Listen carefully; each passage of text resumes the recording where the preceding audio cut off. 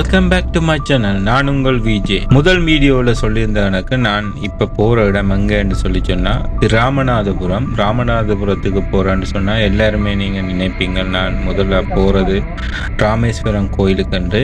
ராமேஸ்வரம் கோயிலுக்கு முதல்ல நான் போகல. நான் முதல்ல போகிற கோயில் வந்து எல்லாருமே சொல்கிறது எப்படின்னா வாழ்க்கையில் ஒரு முறையாவது சென்று தரிசிக்க வேண்டிய ஒரு சிவந்த தலம் என்று சொல்கிற ஒரு தலத்துக்கு தான் போய் கொண்டிருக்கேன்.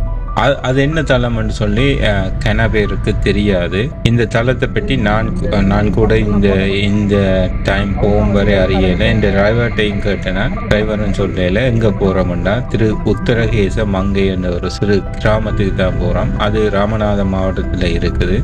அந்த கிராமத்தில் இருக்கிற ஒரு கோயில் சிவாலயம் ஒன்றை நோக்கித்தான் நாங்கள் போய்கொண்டிருக்கோம். நீங்கள் இப்போ ஊகிச்சிருப்பீங்க நான் எங்கே போகிறோம்னு சொல்லி உத்திரகேச மங்களநாயகி திருக்கோயிலுக்கு தான் போய் கொண்டிருக்கோம். இந்த திருக்கோயில் ஒரு சிறிய கிராமத்தில் தான் இருக்குது. அநேகமான இந்த ஏரியா ஃபுல்லாகி உப்பாலங்கள் அப்படித்தான் இருக்குது. ஒரு ராமநாதபுரத்தில் பார்த்தீங்களோன்னா ஒரு வக்கியாக இருக்கும். கிணக்க நெல் வயல்கள் அப்படி ஒன்றையும் காண கிடைக்காது. இப்போ நீங்கள் தூரத்தில் பார்க்குற 2 கோபுரங்கள் ஒன்று மங்களநாதத்தையும் மற்றொன்று மங்களநாயகின்ற கோபுரங்கள் தான். இந்த கோயிலுக்கு தான் நாங்கள் போய்கொண்டிருக்கோம். நீங்கள் பார்க்கவே தெரிஞ்சிருக்கும். இது ஒரு சிறிய ஒரு கிராமம். இந்த கிராமத்தில் தான் இந்த கோயில் இருக்குது. இந்த கோயிலுக்கு வரலாற்று சிறப்பு இருக்குது. இந்த கோயில் தான் சிவண்ட முதல் கோயிலாகவும் இந்த பூலோகத்தில் கருதப்படுற ஒரு கோயில். இது பற்றிய வரலாற்றுகளை நாங்கள் சிறப்பாக பார்ப்போம். இந்த கோபுரம் மங்களநாயகி, அதாவது இங்கே எழுந்தருளியுள்ள அம்மனுக்காக கட்டப்பட்டுள்ள அந்த கோபுரம். இந்த கோபுரம் தான் இங்கே எழுந்தருளியுள்ள சிவபெருமானுக்காக கட்டப்பட்ட கோபுரம். மங்களநாதர் என்று சொல்லப்படும் சிவபெருமானுக்காக கட்டப்பட்ட கோபுரம். இந்த திருக்கோயிலானது உலகிலேயே முதலாக தோன்றிய சிவன் கோயில் என்றும் போற்றி புகழ் பாடப்படுகின்றது. இந்த கோயில் எங்கே இருக்குண்டா, நீங்கள் ராமநாதபுரத்துக்கு செல்றதுக்கு 10 கிலோமீட்டர் முன்னுக்கே இருக்குது. இந்த 10 கிலோமீட்டருக்கு முன்னுக்கே இந்த கோயில் இருக்கு. இந்த கோயிலுக்கு உள்ளுக்கு போறதுக்கு அந்த மெயின் ரோட்டில், எந்த மெயின் ரோடுன்னு சொல்லி சொன்னால் தூத்துக்குடிக்கும் திருச்செஞ்சூர் சாலைக்கும் செல்கின்ற அந்த மெயின் ரோட்டில் இந்த உத்தரகேச மங்கை கோயில் இருக்குன்னு சொல்லி போட்டிருக்கோம். கன பேர் இதை மிஸ் பண்ணிட்டு போறவே அந்த கிராமம்ன்றதால அந்த ரோட் வந்து அந்த ரோட்டால் நீங்கள் இந்த கோயில் வேற போகலாம். அது நல்ல ரோட்டாக தான் இருக்கு. நாங்கள் ட்ரை பண்ணினாங்க. நீங்கள் பயப்படாமல் அந்த ரோட்டில் போகலாம். போய் இந்த கோயிலுக்கு போய் தரிசனம் பெறலாம். இந்த கோயிலுக்கு உங்களுக்கு அருள் இருந்தால் மட்டுமே அல்லது அழைப்பு இருந்தால் மட்டுமே இந்த கோயிலுக்கு நீங்கள் போவீர்கள்ன்றது ஒரு ஐதீகம். நான் போய்க்கையும் கடைசி வரை இந்த கோயிலை பற்றி எனக்கு தெரியாது. ஆனால் நான் போய் அந்த இடத்துல போய் அருள் இருந்ததாலேயே இந்த கோயிலை நான் போய் பார்த்தேன்னா நீங்கள் அந்த கோயிலின் பதாகையிலேயே பார்த்துருக்கலாம். உலகில் மிக பழமையான கோயில் என எழுதப்பட்டிருந்தது. அங்குள்ள ஒரு ஐயரிடம் நான் இதை பற்றி கேட்க ஐயர் சொன்னவர், இந்த கோயில்கள் யுகங்களுக்கு முதலே உருவான கோயில் என்று. ஒரு யுகம் என்று சொல்லி சொன்னால் 200,000 வருடங்கள். இப்போ இந்த கோயில் 4.5 யுகத்துக்கு முதல் உருவான ஒரு கோயில் என்று சொல்லப்படுகின்றது. அதாவது 800 ஆண்டுகளுக்கு முதல் உருவான கோயிலாகவும் அவர் சொல்லுகின்றார். அது பற்றி உண்மையான தகவல்கள் எனக்கு தெரியாது. ஆனால் 3000 ஆண்டுகளுக்கு முதலே இருந்து இந்த கோயில் இருப்பதாக அந்த பதாகைகளில் போட்டிருந்தது. அதற்கு சான்று கூறும் விதமாகவும் இந்த கோயிலில் 3000 ஆண்டு பழமையான ஒரு மரம் இருக்குது. அந்த மரத்தை பற்றியும் நாங்கள் இந்த வீடியோவில் வடிவாக பார்ப்போம். அந்த மரத்தை நான் வடிவாக வீடியோ எடுத்தேன்னா நீங்கள் பார்க்க தெரியும். அதில் இருந்த கார்பன் எடுத்து பார்த்திருக்கேன். அது பழமையான ஒரு மரம் என்றும் கருதப்படுகின்றது. இந்த கோயிலின் சிறப்புகளை பற்றி இந்த வீடியோவில் நாங்கள் விரிவாக பார்ப்போம். இங்கிருக்கும் சிவபெருமானின் சிலையானது 5 அடி உயரமான, விலை மதிக்க முடியாத மகரந்தத்திலான ஒரு திருமேனியாகும். நடராசர் ஆண்டு முழுவதும் சந்தன காப்பில் காட்சியளிப்பார். ஆதி காலத்தில், அதுவும் நவக்கிரகங்களை அறியப்படாத காலத்தில் இருந்து இங்கு சூரியன், சந்திரன், செவ்வாய் மட்டுமே கிரகங்களாக கருதப்பட்டு கோயிலில் இருக்கின்றது. இதிலிருந்தே இந்த ஆலயம் மிக மிக பழமையான ஆலயம் என அறியப்படலாம்.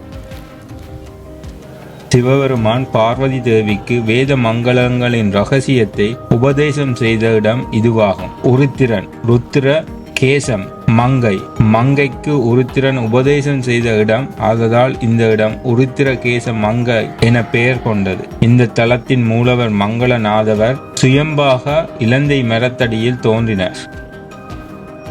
இங்கு 3 மூர்த்திகள், மங்களேஸ்வரர், மங்களேஸ்வரி, ஆடவல்லவன் மூர்த்தியும் இங்கேதான் நடராசராக இருக்கின்றார். மகரந்த பச்சை, இங்கே தீர்த்தமும் பச்சையாத்தான் இருக்கும், விருட்சமும் இங்கே பச்சை. இந்த ஒற்றுமையை பாருங்கள். தமிழ்நாட்டில் நாங்கள் பல கோயில்களின் பழமையை பார்த்திருக்கின்றோம். தஞ்சாவூர் பெரிய கோயில் அப்படியெல்லாம் பழமையை பார்த்திருக்கிறோம். ஆனால் இந்த கோயிலின் பழமையை பற்றி பார்க்க நாங்கள் 5000 வருஷம் பின்னுக்கு போய் கூட பார்க்கலாம். அதற்கான ஆதாரங்கள் எல்லாம் இருக்கின்றது. கோயிலின் தொன்மையை நாங்கள் பார்க்க நம்பாமல் வியக்க வைக்கின்றது. மகாபாரத போர் 5100 ஆண்டுகளுக்கு முதல் நடந்தது. அதாவது கிபு 3100 ஆண்டுகளுக்கு முதல் நடந்தது. போது பிரசித் மகாராஜன் காலத்தில் கலியுகம் பிறந்தது. அந்த காலத்திலிருந்தே இந்த கோயில் இருப்பதாக கூறப்படுகின்றது.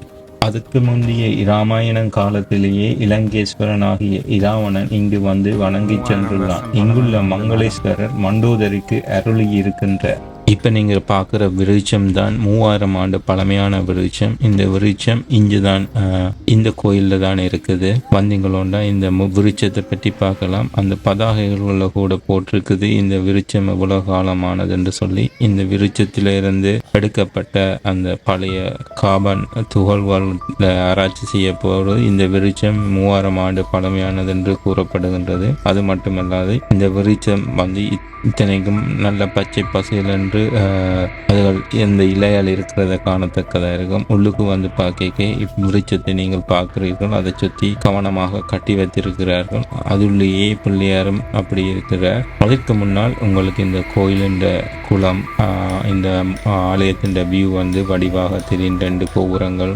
நேராகவும் 3வது கோபுரம் மறைந்தும் தெரியத்தக்கதாக இருக்கும். இந்த இடம்தான் அந்த விருட்சம் இருக்கிற இடம். அதை வடிவாக பராமரித்து கொண்டு இருக்கின்றார்கள். உலகிலேயே மிகச் சிறந்த சிவபக்தனைத்தான் திருமணம் முடிப்பேன் என்று காத்திருந்தாள் மண்டோதரி. இதனால் அவளுக்கு நீண்ட காலமாக திருமணம் ஆகாமல் இருந்தது. பின்னர் இத்தலத்தில் ஈசனையும் அம்பாளையும் மண்டோதரி வழிபட்டால். அதன் பிறகு ராவணனை கரம் பிடித்தார். மேலும் ராவணன் மண்டோதரியின் திருமணம் இத்தலத்திலேயே நடைபெற்றதாக கூறப்படுகின்றது. இங்குள்ள அர்ச்சகர்களின் கூட்டின்படி இராவணனுக்கும் மண்டோதரிக்கும் நடந்த திருமணமே மங்களேஸ்வரர் சன்னதியில் தான் நடந்ததாம். மங்களேஸ்வரர் அதனை முன்னின்று நடத்தியதாக நம்பப்படுகின்றது. இராவனை போல் ஒரு சிவபக்தனை பார்க்கவே முடியாது. இந்த ஊரில் மங்களேஸ்வரர் ஆகிய சிவபெருமான் இராவணன் கையில் கால சிவனாக தவழ்ந்த கதையும் ஒன்றுண்டு.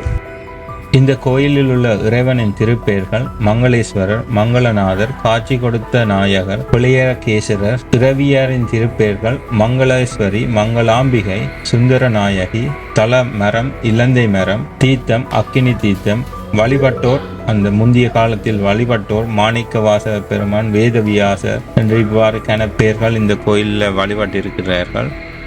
ஆலயத்தை பற்றி பார்க்க போனால் ஆலயத்தின் முகப்பில் 2 கோபுரங்கள் உள்ளது. வலது புறத்தில் உள்ள கோபுரம் 7 நிலைகளில் எழிலாக தோட்டம் பெற்றுள்ள ஒரு கோபுரம். இதுதான் சிவபெருமானுடைய கோபுரம். மேலும் பொதுவாக எந்த சிவ ஆலயத்திலும் பூக்களை சாத்தி வழிபடும் போது சாபம் பெற்ற ஒரு பூ மட்டுமே ஒதுக்கி விடுவார்கள். அதை மாதிரித்தான் இந்த கோயிலையும் இருக்கு. வலதுபுறமாக உள்ள கோபுரம் இந்த கோயிலின் அம்பிகையின், அதாவது மங்களாம்பிகையின் கோபுரம். இந்த கோயிலில் இருக்கிற மரகதலிங்கம் வந்து மிகவும் பிரசித்தி பெற்ற ஒரு மரகதலிங்கம். விலை மதிப்பு இல்லாத ஒரு மரகதலிங்க சிவலிங்கம். ஆண்டு பூராகவும் இந்த சிவலிங்கம் சந்தன காப்பு சுற்றித்தான் பார்க்க முடியுமா இருக்கும். ஆனால் ஒரே ஒரு நாள் அந்த பழைய சந்தனங்களை இல்லாமலாக்கி புது சந்தனம் சாத்தப்படும் நாள் இருக்கின்றது. அதுதான் மார்கழி மாதத்தில் வர்ற மிருகசீர நட்சத்திரத்தில் திருநாளுக்கு அடுத்த நாளான திருவாதிரை நாளன்று தான் புதிதாக சந்தன காப்பு இந்த மரகதலிங்கத்துக்கு சாட்டப்படும். அன்று பல கோடி பக்தர்கள் வந்து இந்த கண்கொள்ளா காட்சியை பார்த்து செல்வார்கள். மரகதலிங்க நடராஜர் உருவான வரலாற்றை பற்றி பார்ப்போம். ராமேஸ்வரம் போகும் வழியில் மண்டபம் என்ற ஒரு பகுதி ஒன்று. அந்த பகுதியில் மரக்காயார் என்ற மீனவர் வறுமையிலும் மீன்பிடித்து நம்பிக்கையுடன் மங்களேஸ்வரரை தினமும் வழிபட்டு வந்தார். பாய்மர கடலில் சென்று மீனை பிடித்து வியாபாரமும் செய்து வாழ்க்கையை நடத்தி கொண்டிருந்தார். ஒரு சமயம் அவர் கடலில் மீன்பிடிக்க போகும்போது சூறாவளி காற்றால் அடித்து அவருடைய படகு நிலைகுலைந்து எங்கேயோ சென்று விட்டது. அப்போது வெகு தூரத்தில் போன பிறகு ஒரு பாசிப்படி பாறையின் மேல் மோதி நின்று விட்டது. பாறையின் சிறைந்து அவற்றை படகுல விழுந்தது. இந்த பாறை 2 துண்டுகளாக பிளக்கப்பட்டு சின்ன பாறையும் ஒரு பெரிய பாறையுமாக இருந்தது. அது அவரை அடித்து கொண்ட புயலும் அப்ப உடனே சற்றென்று நின்று விட்டது. மங்களையார் அதிர்ச்சியில் மீண்டும் மண்டபத்தை நோக்கி வந்தார். அங்க மண்டபத்தை பார்க்க அங்கே ஒரு திக்கும் திசையும் அவருக்கு தெரியாமல் இருந்தது. மங்களேஸ்வரன் நினைச்சு படகை தெளித்து மீண்டும் கஷ்டப்பட்டு பல நாட்கள் கடலில் திரிஞ்சு அலைஞ்சு ஒரு வழியாக மண்டபம் வந்து சேர்ந்தார். கடலில் போன இவர் திரும்பி வரவில்லையே என்று பல நாட்களோட கவலையுடன் அந்த குடும்பம் காத்திருந்தது. அவர் வந்தவுடனே தான் அவைகளுக்கு நிம்மதியாக இருந்தது என்று கூறப்படுகின்றது. அந்த பாசிக்கல்லிருந்து உருவானதுதான் இந்த மரகதலிங்கம். அந்த பாசிக்கல் எவ்வாறு இந்த மங்களையர் என்ற வறுமையை நீக்கி அவரை செழுமையாக்கினதுமென்றது ஒரு வரலாறு இருக்கின்றது. இந்த வீடியோன்ற கண்டென்ட் உங்களுக்கு பிடிச்சிருந்தா இந்த வீடியோவை லைக் பண்ணுங்க, கமெண்ட் பண்ணுங்க, ஷேர் பண்ணுங்க. இந்த சேனல் உங்களுக்கு பிடிச்சிருந்தா நீங்கள் சப்ஸ்கிரைப் பண்ணுறதுக்கு கன்சிடர் பண்ணுங்க. இதுக்கு பிறகு நாங்கள் ராமேஸ்வரத்துக்கு போயிருக்கிறோம். இந்த கோயிலை பற்றி கணக்கு வரலாறு இருக்குது. அதை பூரா இந்த வீடியோவில் என்னால் கதைக்கிறதுக்கு டைம் காண முடியலை. மீண்டும் ஒரு வீடியோ செய்யக்க இந்த கோயில்கிட்ட மற்ற வரலாறுகளை பற்றியும் நான் உங்களோட கதைக்கிறேன். ஒன்று நீங்கள் இந்த வீடியோவை உங்களோட ஃப்ரெண்ட்ஸ் அண்ட் ஃபேமிலியோடையும் ஷேர் பண்ணுங்க. அவங்களுக்கு பிடிச்சிருந்துச்சுதோண்டா மற்றொரு வீடியோவில் சந்திக்கும் வரை உங்களிடம் விடைபெறுவது நான் உங்கள் விஜய். நன்றி.